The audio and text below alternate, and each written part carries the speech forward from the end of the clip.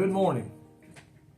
I wanted to take the time on Christmas morning to wish each and every one of you a very Merry Christmas and a Happy New Year.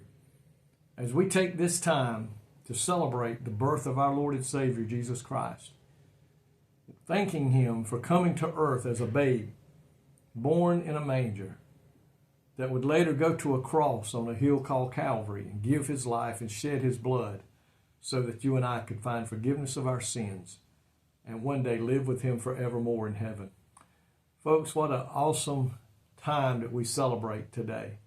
And I pray that somewhere along the way with your family and friends close by, you'll take the time to share the Bible story in the second chapter of Luke and share with them, maybe those that don't know about it or haven't given their life yet. Let them know why He came so that they and we could be forgiven of our sins. What an awesome God we serve. I enjoy doing these devotions. I pray they've been a blessing to you this year.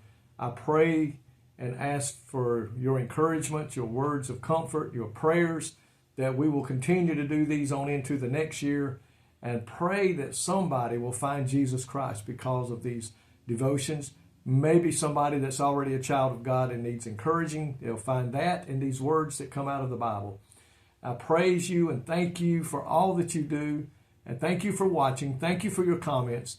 But I wanted to take this time to say Merry Christmas and a Happy New Year, and may God richly bless you is my desire. We'll talk to you later. Amen.